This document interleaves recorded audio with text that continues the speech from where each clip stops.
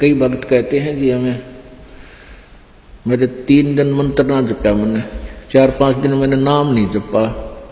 क्यों नहीं जपा? कि टेंशन हो गई थी। अरे भले आदमी टेंशन तो हो जा, खैर टेंशन भी हो जाए, लेकिन भगवान की भक्ति भी अपना करता रहे दुखी सुखी होकर। उस टेंशन को भी पड़ी रहेगी, लेकिन मंत्र भी थोड़ा बहुत कर लेना चाहिए, छोड़ना नहीं चाहिए। अब ये तो मंत्र इस काल ने तो इतनी टेंशन कर रखी है इस प्राणी के साथ में, गिनती है को ना। घर में को वासनी हो जाए तो टेंशन, और छोटे मोटे व्यवसाय में 100 घाटे बाधे हो उसमें टेंशन, पता नहीं कितने प्रकार की समस्याएं हमारे जान में डाल रखी काल ने। काल का ये उद्देश्य है कि ये भक्ति ना करें।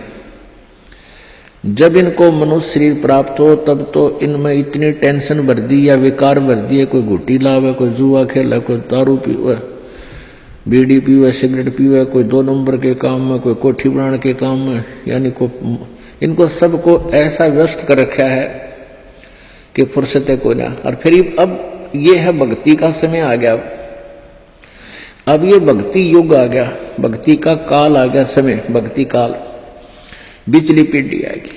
और इसमें काल ने कथित पूरा अंगा ला दिया। ऐसे ये टेक्निकल जो ना ऐसे बना दिए इलेक्ट्रॉनिक इंस्ट्रूमेंट, जैसे mobile phone, TV, satellite, internet, कि ये जीव जब भी आंख खुले रात में या तो मोबाइल में बकवास देख ले, या सामने टीवी रिमोट से ऑन, उठ कर भी ना जाना, रजाई में पड़ा पड़ा ऑन कर ले, उसमें नाचने गाने बकवास सुन ले। यानी भक्ति से कोसों दूर रहे ये प्राणी। अब इसने कितना कुछ, अभी 20-30 वर्ष से आप देख रहे हो कितना कुछ ये साइंस ने तरक्की कर दी, या काल गिवन है, इस काल ने दे रखी है। और परमात्मा ने भी ये समय इसीलिए चुना था कि अब ये जो साइंस के इंस्ट्रूमेंट हैं ये हमारा काम आएंगे। एक जगह बैठे और लाखों करोड़ों जगह टीवी में परमात्मा की महिमा को घर बैठे सुन सका करोगे। हम इनमें बकवास क्यों देखेंगे? हम भगवान देखेंगे, परमात्मा की चर्चा सुना करेंगे, तो हम इसका सदुपयोग करेंगे। तो पुण्यात्माओं, ये परमेश्वर कहते हैं जिन हर जैसा सुमरिया और ताको तैसा लाभ, ओसा प्यास न भाग ही जब लग दसैनी आब। जिन्होंने जैसी भी भगवान की भक्ति की है उनको उतना ही लाभ अवश्य मिलेगा। और ओस पीने से प्यास नहीं बुझती, ओस चाटने से प्यास नहीं बुझती। प्यास बुझेगी गट गट गिलास पीने पानी के गिलास पिया जब प्यास बुझेगी। तो हम पहले क्या करते थे, दान धर्म कितना करते थे, 2 रुपये चढ़ा दिए को 5 मुश्किल थे, 10 चढ़ा दिए तो बड़े खुश होया करते थे।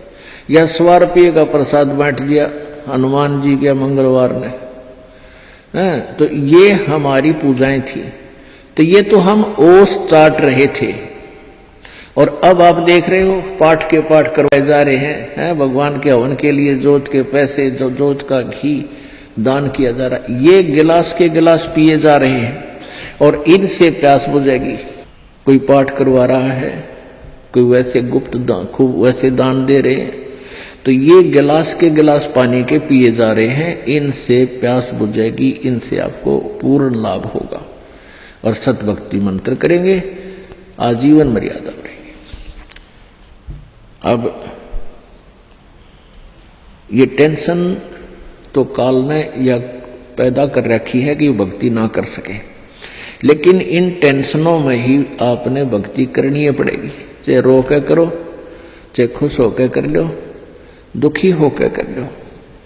मान लीजिए कोई घर का सदस्य उपदेशी नहीं था, उसकी मृत्यु होगी, दुख तो बहुत आता है, क्योंकि हमारा एक हमारे अंदर एक ऐसी व्यवस्था बन गई, हम रह नहीं सकते, रोना भी पड़ेगा, भाई खूब बुरा हाल विलाप भी करेंगे। लेकिन फिर भगवान भी फिर याद रखे, परमात्मा ये क्या ले गए इतने दिन, उन बातों ने ध्यान रखे कि ये क्या लेके गया। अगर हम ये भक्ति कर रहा होता परमात्मा इसको जीवन दान भी देता है, इसकी आयु भी बढ़ा देता है यदि सत भक्ति करता था। और ये लेके क्या गया, सारा जीवन बर्बाद कर गया। तो इस प्रकार इन सब विचारों को ध्यान में रख के, सब बातों को विचार करके और भजन जरूर करें। चाहे याद तो बहुत आते हैं, मृत्यु को प्राप्त हो जाते हैं जो साथी परिवारजन, लेकिन भगवान भी रो रो के मालिक ने भी याद रखे, मतलब भूला नहीं भगवान को।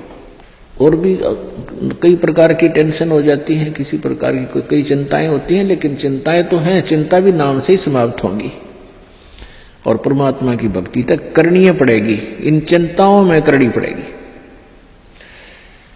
एक समय एक दरोगा जी जून के महीने में यानी गर्मी के मौसम में घोड़ी पर सवार होकर जा रहा था किसी दूसरे गांव में।